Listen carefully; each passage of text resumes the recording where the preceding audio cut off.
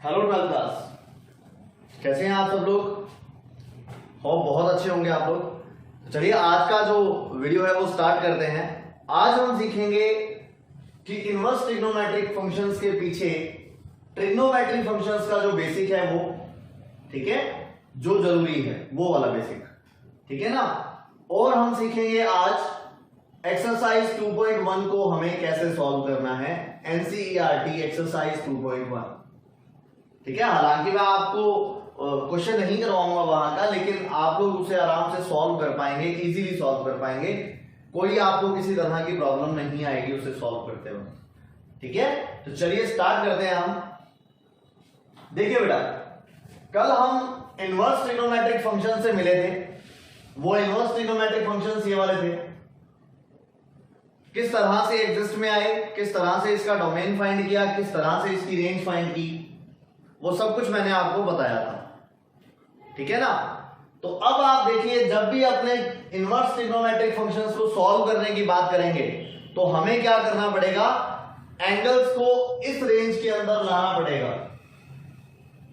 मतलब सपोज अब जैसे साइन एक्स है, वहां पे एंगल जो है वो -90 to 90 है, लेकिन सपोज क्वेश्चन में एंगल हमें गिवन है 150 डिग्री का, तो हमें क्या करना पड़ेगा, उसको कन्वर्ट करके -π/2 से π/2 के बीच में लाना पड़ेगा, ठीक है ना।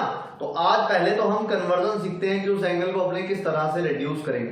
देखिए बेटा, a rule is matter there, the rule is ASTC rule. Like try to understand what is ASTC। देखिए बेटा, suppose you have 4 quadrant,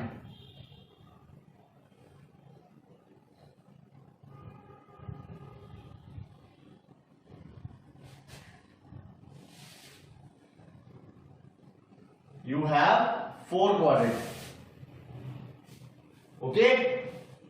This is A, S, T and C. This will said to be quadrant first, this one is second, this one is third and this one is fourth. Now let's try to understand what is the meaning of ASTC.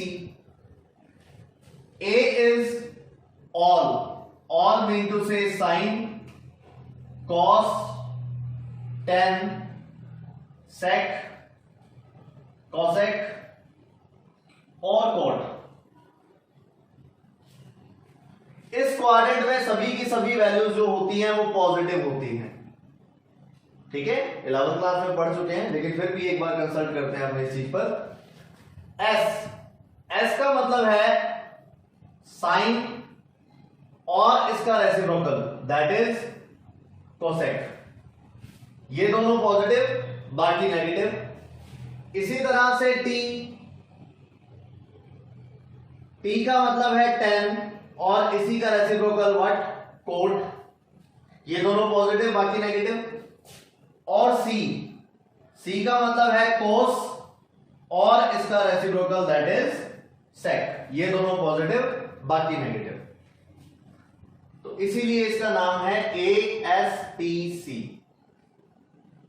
Clear. ये तो रही quadrant की बात, किसमें कौन सा positive कौन सा नेगेटिव होता है। अगर मैं इस कार्टेशियन प्लेन को पोलर प्लेन में पुट करता हूं तो यहां से एंगल स्टार्ट होता है बेटा 0 डिग्री, और जैसे जैसे ये लाइन जो है वो रिवॉल्व करेगी, दिस एंगल बिकम 90 डिग्री। फिर वापस यहां से यहां आएगी 180 डिग्री, यहां से यहां जाएगी 270 डिग्री, यहां से यहां आएगी 360 डिग्री। इसी तरह से आगे चलता जाएगा 420 डिग्री, नेक्स्ट 540 डिग्री, है ना। इस तरह से ये चलता जाएगा। कोई डाउट तो नहीं है। यहां 450 आएगा बेटा, सॉरी।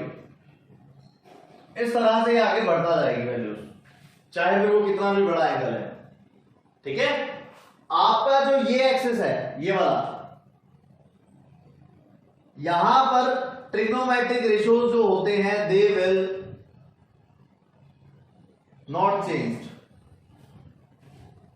इस एक्सेस का अगर आप यूज करोगे तो आप ट्रिग्नोमेट्रिक रेशियो को चेंज नहीं करोगे,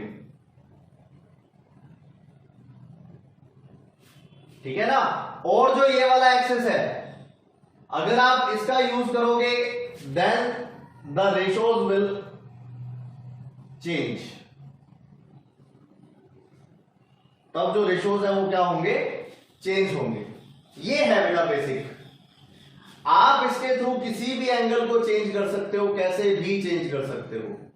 late take a example, suppose we have a angle sin 120 degree.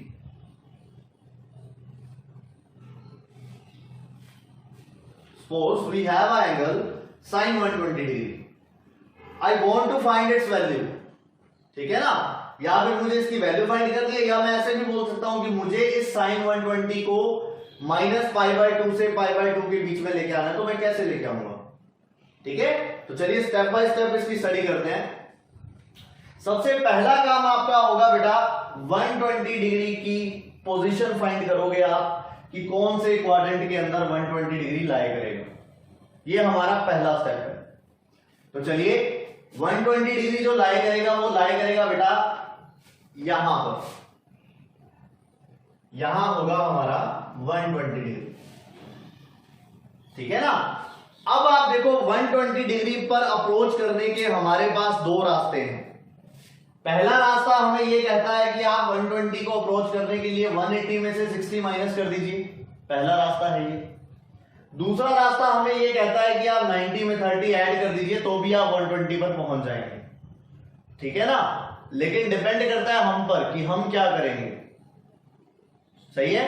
चलिए अब अगर मान लो क्वेश्चन में मुझे साइन को चेंज करना है कॉस में, तब तो मैं यूज करूंगा बेटा चेंज वाले एक्सेस का।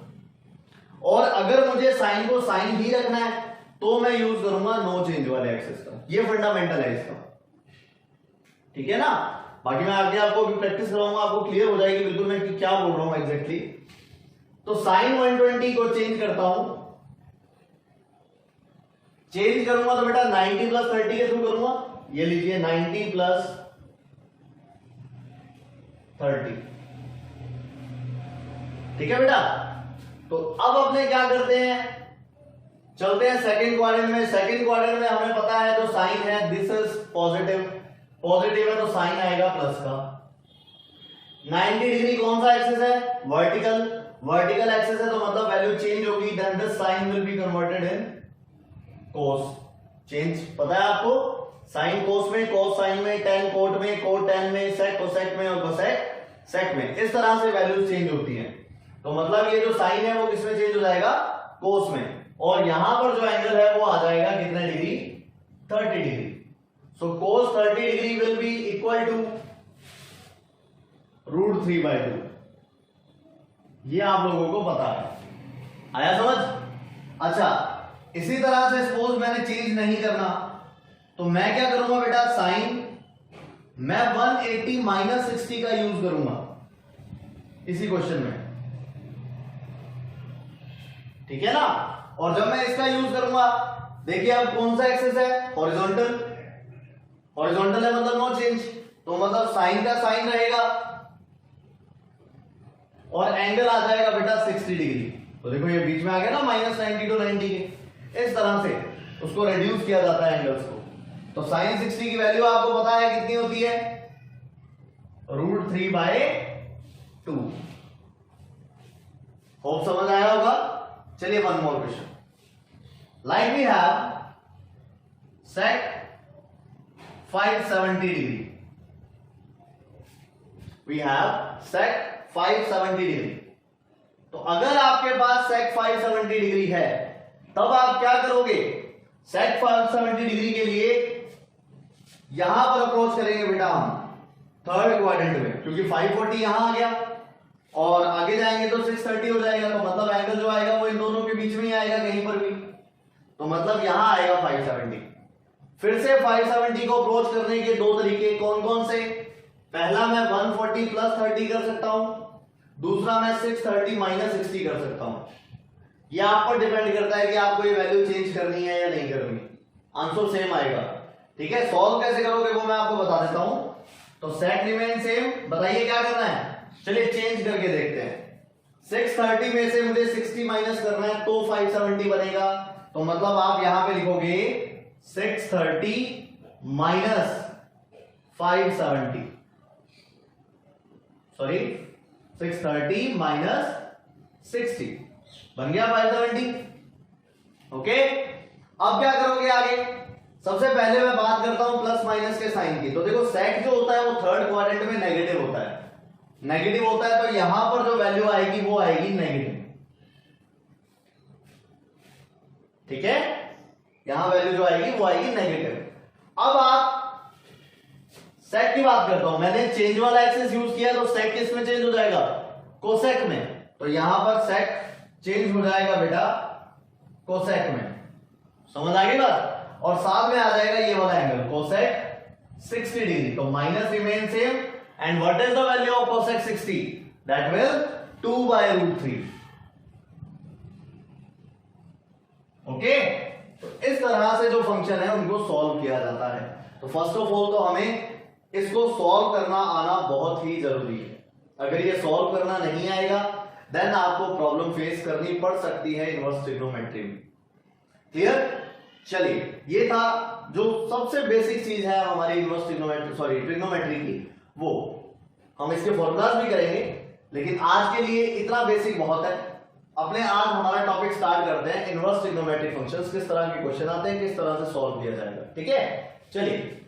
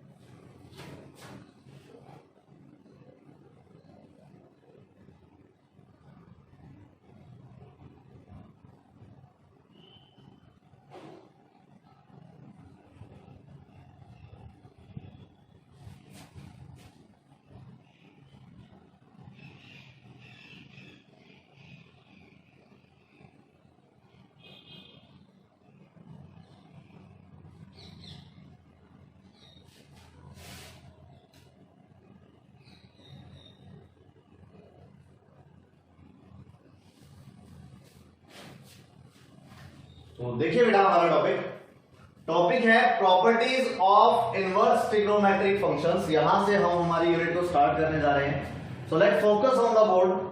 अगर कोई भी डाउट हो किसी भी तरह का तो आप मुझे कमेंट कर सकते हैं, मेरे व्हाट्सएप पर मुझे मैसेज भेज सकते हैं, तो आपका जो प्रॉब्लम है वो मैं सॉल्व आउट कर दूंगा। Properties of inverse trigonometric function की पहली प्रॉपर्टी देखिए बेटा, ये चीजें ध्यान रखने वाली हैं, बार बार मिस्टेक ना हो ताकि, ठीक है ना। तो देखिए जितने भी हमारे पास फंक्शन है, मतलब साइन इनवर्स एक्स है मेरे पास, कोस इनवर्स एक्स है, tan inverse x, cot inverse x, sec inverse x and last one is cosec inverse x. ये सारे की सारे एंगल्स हैं, मतलब ये हमें कोई कांस्टेंट वैल्यू नहीं देंगे, ये एंगल्स देंगे। समझना है तो इस तरह से समझो। देखो ट्रिग्नोमेट्री है, ट्रिग्नोमेट्री में हम x की जगह पर एंगल पुट करते थे और y की वैल्यू कांस्टेंट आती थी, सही है। मैंने क्या किया था, इनवर्स किया था उनका, मतलब मैं y की वैल्यू पुट करूंगा और x की वैल्यू एक एंगल की फॉर्म में आएगी। तो ये वही चीज है बेटा कि ये जो इनवर्स फंक्शंस है ये प्रॉपर क्या है, एक एंगल है, ठीक है। अच्छा, अब अगर एंगल है तो एंगल की कोई ना कोई रेंज तो होगी, क्योंकि एंगल तो बहुत सारे हैं हमारे पास, फिर क्या वैल्यू आएगी, वो रेंज ये वाली है। मतलब अगर मैं साइन इनवर्स को सॉल्व करने जा रहा हूं तो मेरे पास एंगल इसी के बीच में आएगा। कोस को सॉल्व करूंगा तो इसी के बीच में आएगा, टेन को सॉल्व करेंगे इसके बीच में आएगा, कोट को सॉल्व करेंगे यहाँ आएगा। तो इस तरह से अगर मैं इन इनवर्स को सॉल्व करूंगा तो एंगल्स हमेशा इसी रेंज के बीच में आने चाहिए।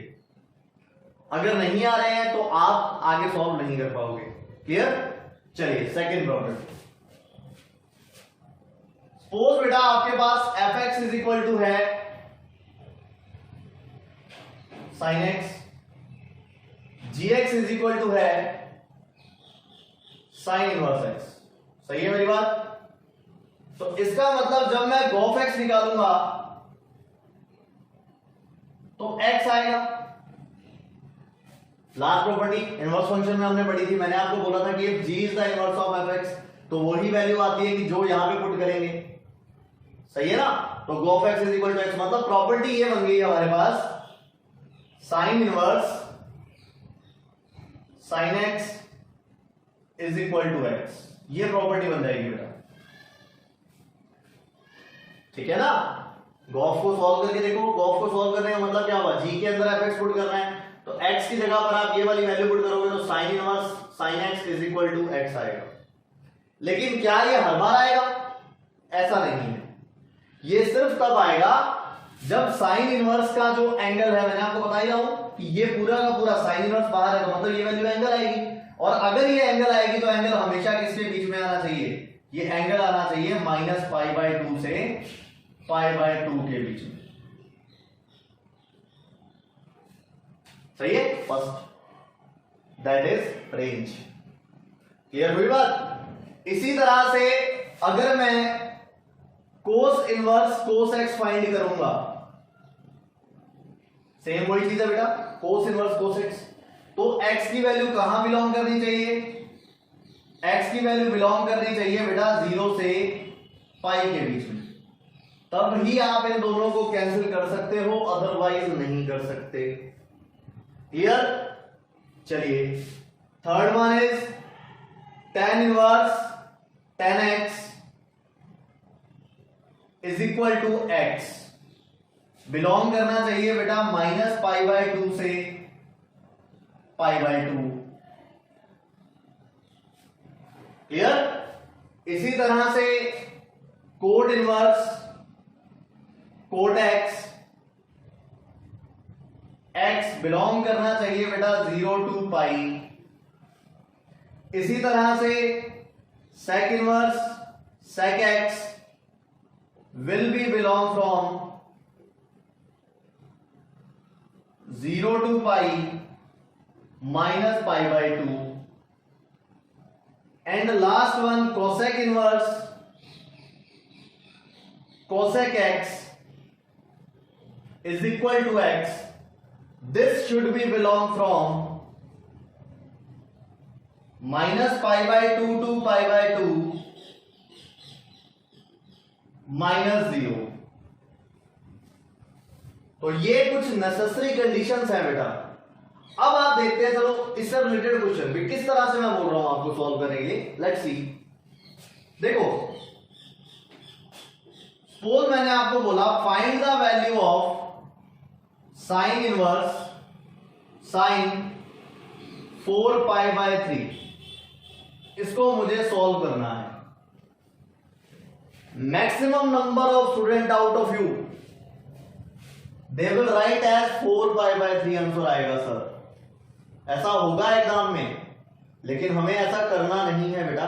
सबसे पहले आपका काम होगा कि आप चेक करो कि ये जो 4π/3 है क्या वो इसकी रेंज में बिलोंग कर भी रहा है या नहीं कर रहा। तो आप पुट करके देख लीजिए भाई 4π/3 मतलब क्या हुआ, पाई प्लस π/3 मतलब ये तो 240 हो गया, और 240 90 और -90 के बीच में बिलोंग कर नहीं सकता। नहीं कर सकता तो आप इसको कैंसिल भी नहीं कर सकते। अब काम आएगा हमारा जो रूल है ASTC वो, ठीक है ना। तो अगर मैं वो रूल अप्लाई करता हूं तो वो रूल अप्लाई करने पर मेरे पास वैल्यू बनेगी साइन इनवर्स तो रहेगा एज इट इज, इसका अभी तक कोई रोल नहीं है, ठीक है ना। इसको चेंज करता हूं बेटा, देखो साइन का साइन रहेगा। अब आप बताओ चेंज करना है या नहीं करना। मुझे नहीं करना, क्योंकि अगर मैंने चेंज कर दिया तो कोस आ जाएगा, और कोस आ जाएगा तो फिर साइन इनवर्स से कैंसिल नहीं होगा। तो मतलब मुझे हॉरिजॉन्टल एक्सिस का यूज करना है, सही है। तो अकॉर्डिंग टू ASTC ऐसा होता है, ASTC 4π/3 यहां लाया करेगा थर्ड क्वाड्रेंट में। थर्ड क्वाड्रेंट को अप्रोच करने के लिए मुझे पाई में π/3 प्लस करना पड़ेगा, तो मैं यहां पर क्या लिखूंगा, यहां लिखूंगा पाई प्लस π/3, इस तरह से। समझ आई बात? चलिए आगे। फिर मैं साइन इनवर्स का साइन इनवर्स फिर से रहने दूंगा वैसे का वैसे, ये लीजिए साइन इनवर्स का sine inverse as it is आ जाएगा। अच्छा, अब क्या करूंगा, साइन पाई प्लस π/3 को अकॉर्डिंग टू ASTC अगर मैं सॉल्व करता हूं तो मेरे पास वैल्यू बनती है थर्ड क्वाड्रेंट नेगेटिव होता है बेटा साइन, पाई के कारण कोई चेंज नहीं होगा, साइन ही रहेगा और साथ में आ जाएगा एंगल। ठीक है बेटा, तो यहां से ये जो माइनस है वो बाहर आ जाएगा, बचेगा माइनस साइन इनवर्स साइन π/3। तो अब ये कैंसिल हो जाएगा और वैल्यू आएगी माइनस π/3। तो काम आया ASTC रूल यहां पर। इस तरह से सॉल्व किया जाता है। हाँ, अगर आपको डायरेक्ट ऐसा कुछ दिया होता बेटा, जैसे मैंने यहां पे लिख दिया साइन इनवर्स साइन π/6, तो आप चेक करो π/6 बिलोंग कर रहा है इसके अंदर, बिल्कुल बिलोंग कर रहा है। और अगर बिलोंग कर रहा है तो मैं डायरेक्ट इसका आंसर क्या लिख सकता था, π/6 लिख सकता था। इस तरह से इसको सॉल्व करना पड़ता है। तो समझ आया बेटा ये रेंज किस काम की है हमारे, कोई दिक्कत तो नहीं है। चलिए आगे करते हैं। इसी तरह से cos, tan, cot, sec, cosec सभी के लिए प्रॉपर्टीज है, हम बहुत सारे एग्जांपल करेंगे। This is only a demo, ठीक है। चलिए थर्ड प्रॉपर्टी, अगर मेरे पास, अब तो क्या था कि साइन इनवर्स बाहर था, साइन अंदर था, है ना। अगर मेरे पास इस तरह से फंक्शन आ जाए साइन इनवर्स एक्स, मतलब मैं गॉस की जगह पर फोग फाइंड करूं तो भी वैल्यू क्या आएगी, एक्स आएगी। बट दिस टाइम देखो साइन बाहर है, साइन इनवर्स एक्स मतलब एंगल है ये, तो देखो साइन के अंदर जब भी एंगल अप्लाई करोगे तो कोई ना कोई कांस्टेंट वैल्यू बनेगी, है ना। तो ये कांस्टेंट बिलोंग करना चाहिए बेटा डोमेन में। मतलब अगर साइन तो बाहर है, साइन इनवर्स एक्स अंदर है, तो एक कांस्टेंट वैल्यू आएगी। That constant value should be belong from -1 to 1। और ये बड़े ही अच्छे तरह से आप देख सकते हैं बेटा, क्योंकि ये साइन थीटा है, साइन और ये थीटा इक्वल टू परपेंडिकुलर और हाइपोटेन्यूस, तो 1 से बढ़ी जाने का तो मतलब ही नहीं है ना। तो ये सारा का सारा जो डोमेन है वो फोक के लिए डिफाइंड है। क्लियर? तो यहां पर अपने नेक्स्ट लिखेंगे, अगर cos inverse x is equal to x when same, है ना। एक्स किस में बिलोंग करना चाहिए, -1 to 1 में बिलोंग करना चाहिए, तब पॉसिबल है, अदरवाइज पॉसिबल नहीं है। इसी तरह से tan inverse x when x is belongs to real number, देखो वहां पे रियल नंबर होगा। इसी तरह से cot inverse x is equal to x but x belongs to r again. इसी तरह से sec inverse x is equal to x but x belongs to r -1 to 1। इसी तरह से cosec inverse x is equal to x but x must belong from r -1 to 1। अब देखते हैं अपने इसका क्या रोल है। देखो बेटा क्वेश्चन आ गया, सपोज ऑब्जेक्टिव क्वेश्चन आ गया, आपको ये बोला sine inverse 5 is equal to what. नीचे पहला ऑप्शन आपको जो मिलेगा वो मिलेगा 5, और बहुत से बच्चे 5 पर टिक करके आएंगे, बिकॉज वो क्रैमिंग करेंगे, वो समझेंगे नहीं चीज को।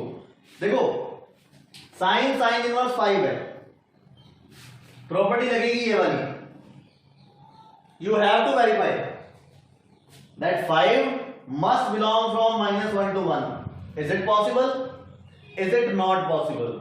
सही है, तो value can not be find. Clear है? हाँ यहां पर ऐसे होता साइन इनवर्स 3/4। अब आप देखो जो 3/4 है वो 3/4 बिल्कुल -1 से 1 के बीच में आता है, तो इसलिए यहां पर जो आंसर आएगा वो कितना आएगा 3/4 ही आएगा। क्लियर हुई बेटा दोनों प्रॉपर्टीज।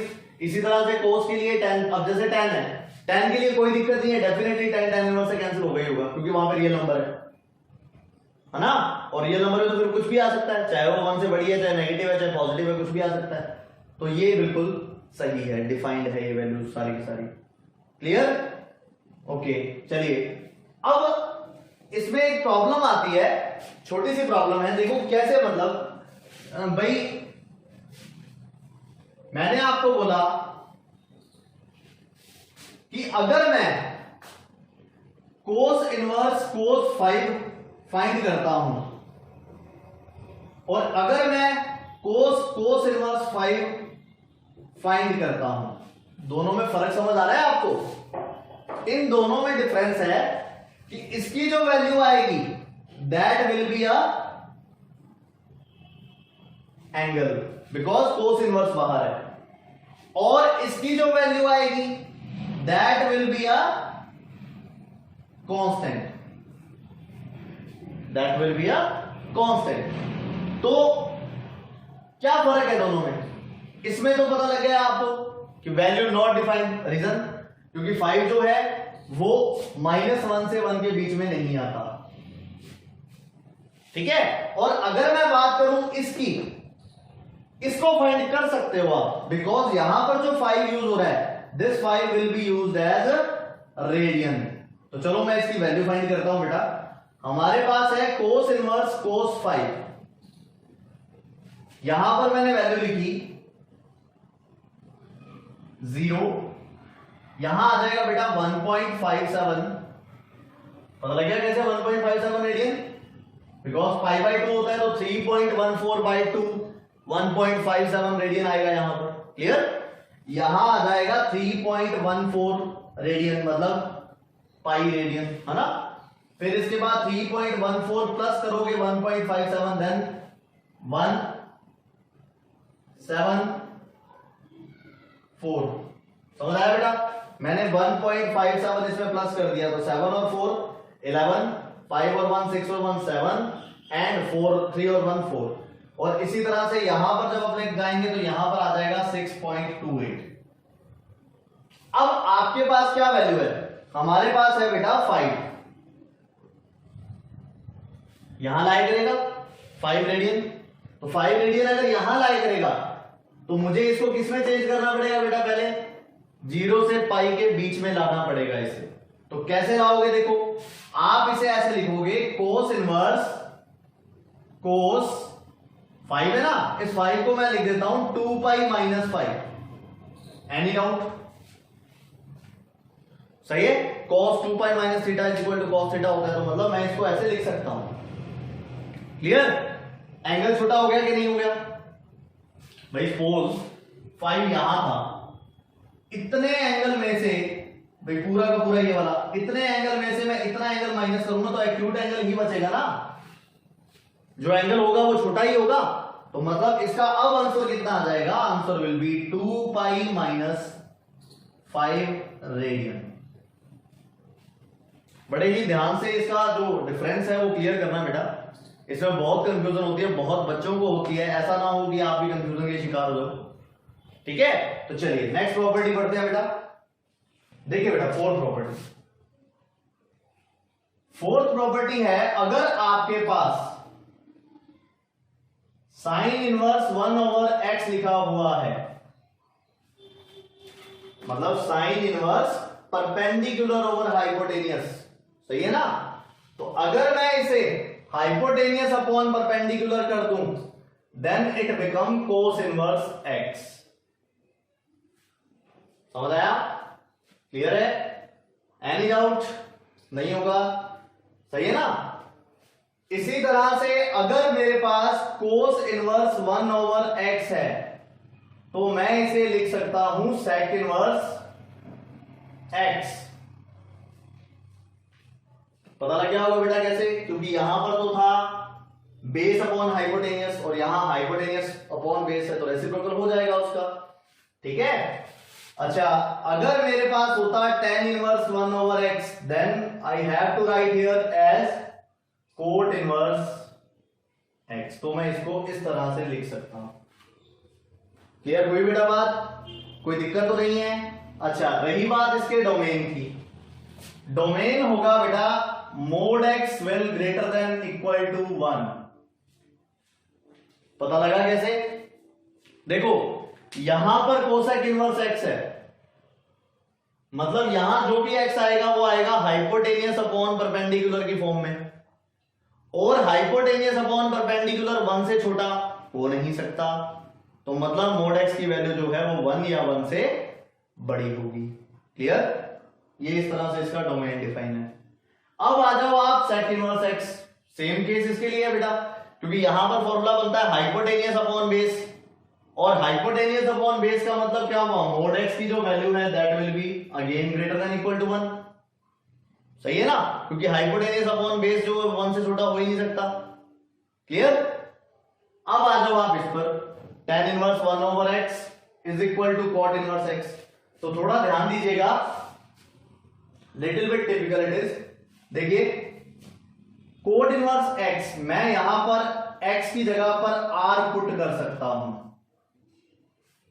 cot इनवर्स x के लिए जो रेंज है दैट इज r, सही है ना, लेकिन यहां पर मैं 0 पुट नहीं कर सकता क्योंकि ये इंफिनिटी बन जाएगा। सही है, तो यहां पर आ जाएगा, मुझे माइनस करना पड़ेगा 0। क्लियर हो गई बात, दिक्कत तो नहीं है? ओके, चलिए अब आपके पास ये होता है, देखो अगर मैं बात करूं tan इनवर्स x की, तो tan इनवर्स का होता है -π/2 टू π/2 रेंज, और अगर मैं बात करूं कोट की तो वो होती है 0 से पाई। तो tan इनवर्स के लिए ये वाली और कोट इनवर्स के लिए ये वाली, तो दोनों का कॉमन कौन सा है, ये वाला फील्ड, और यहां पर सारी वैल्यू पॉजिटिव आती हैं। तो अगर आप r-0 में से पॉजिटिव वैल्यू छांटो तो क्या ये नहीं आएंगी, क्या x ग्रेटर देन 0? तो ये है बेटा इसके लिए डोमेन, जरूरी है। सपोज अब आपको ये दे दिया कि tan इनवर्स -1/2 और आप उसको लिख दो कोट इनवर्स 2 -2, तो वो गलत हो जाएगा। ये सिर्फ तब डिफाइन है अगर x ग्रेटर देन 0 है तो, अदरवाइज नहीं। ये कॉन्सेप्ट समझ आ गया होगा। Let me repeat again, coat inverse x का जो डोमेन है वो r होता है, रियल नंबर होता है, लेकिन रियल नंबर में तो 0 भी आ गया। वो 0 मैं जब यहां पुट करूंगा तो वैल्यू आएगी इंफिनिटी, वैल्यू इंफिनिटी आएगी, तो इसलिए मैंने रियल नंबर में से 0 को हटा दिया, मैंने लिखा सिर्फ r-0। क्लियर?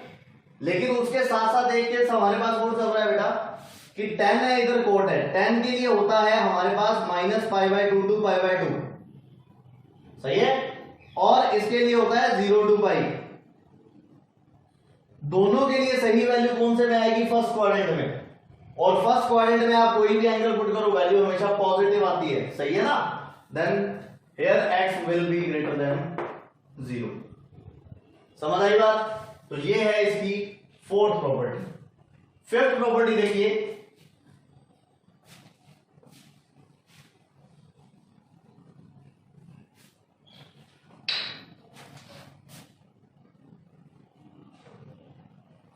अगर आपके पास साइन इनवर्स -x है तो मैं इसे लिख सकता हूं -sin inverse x। Sine inverse में से नेगेटिव बाहर आ जाता है। इसी तरह से अगर आपके पास कोसेक इनवर्स -x है तो आप लिख सकते हो माइनस कोसेक इनवर्स x। इसी तरह से अगर आपके पास tan इनवर्स -x है तो आप लिख सकते हो -tan इनवर्स x। इनमें से नेगेटिव साइन जो है वो डायरेक्ट अपने बाहर ले सकते हैं। ठीक है ना। वेदर बाकी के जो 3 बचे, सपोज आपके पास है कोस इनवर्स -x, तो मुझे इसे लिखना पड़ेगा पाई माइनस कोस इनवर्स x। मेरी मजबूरी है ये, अभी रीजन भी बताता हूं आपको, ठीक है ना।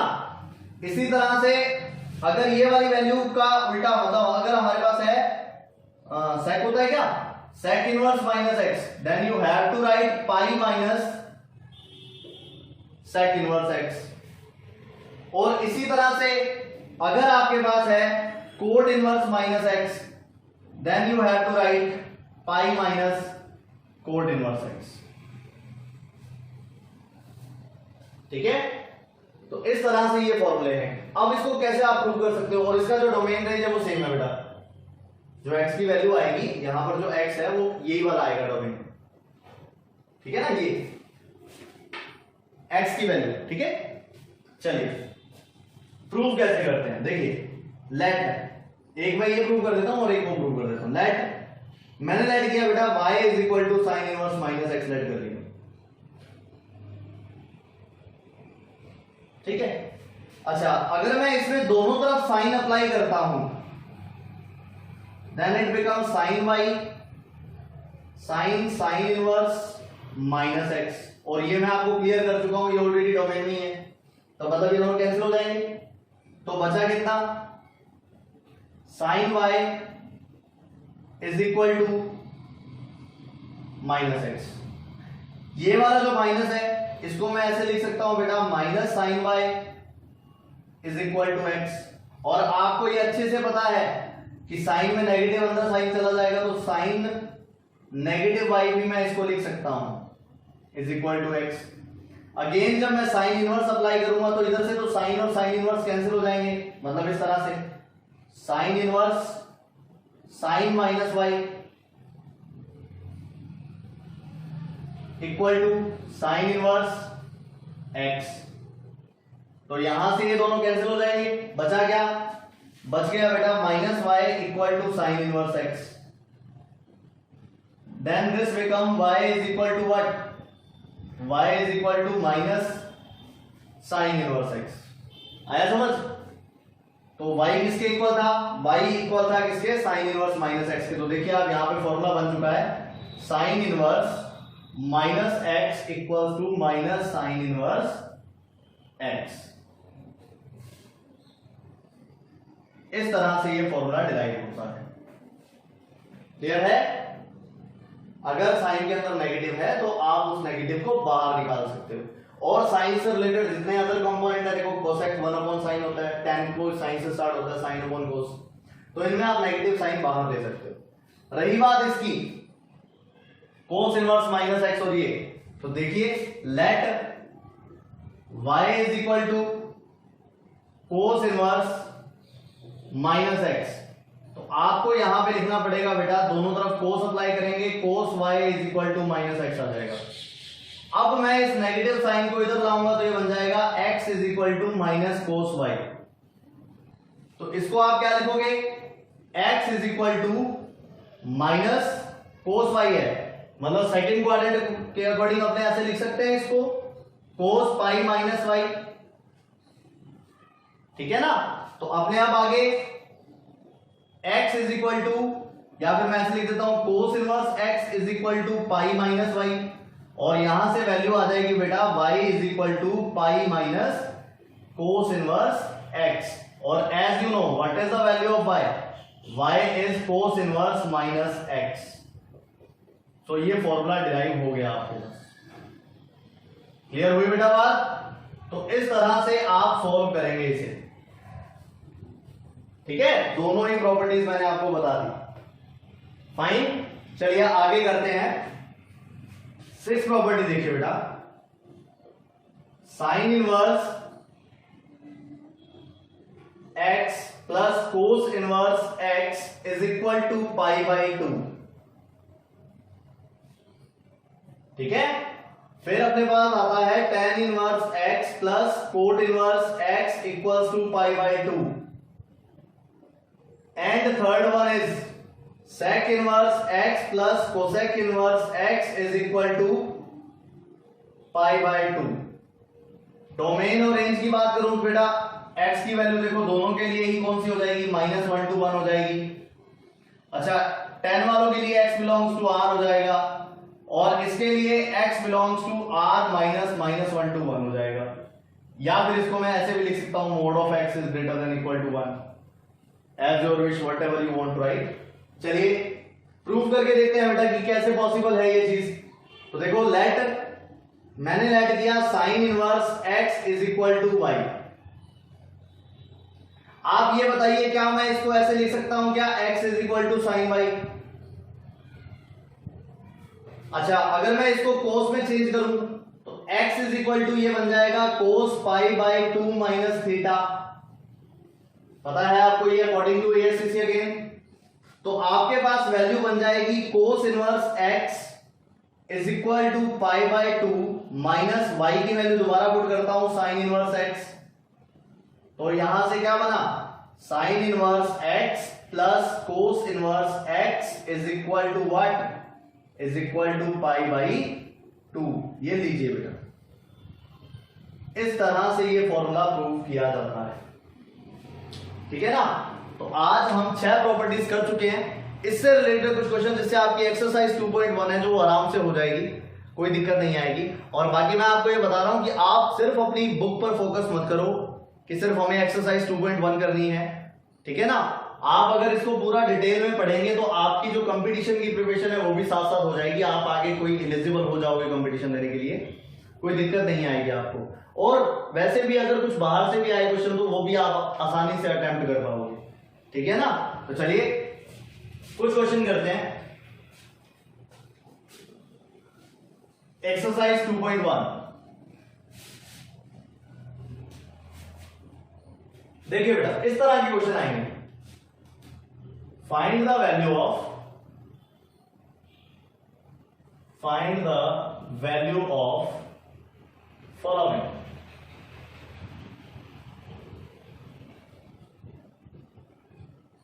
It is okay. देखिए सपोज आपको बोला गया साइन इनवर्स -1/2 कैलकुलेट करना है मुझे। तो अभी प्रीवियस मैंने फॉर्मूला लगाया कि साइन इनवर्स में से नेगेटिव बाहर आ जाता है, तो आप क्या करोगे बेटा, नेगेटिव को बाहर, साइन इनवर्स 1/2 लिख दोगे। इसको आई बात समझ। अच्छा ट्रिग्नोमेट्रिक टेबल आप सभी को आती है 0 डिग्री टू 90 डिग्री वाली, तो आप यहां पे लिखोगे माइनस साइन इनवर्स, वहां से जो 1/2 है वो वैल्यू होती है साइन पाई बाई 6 की। तो मैंने वैल्यू पुट कर दी।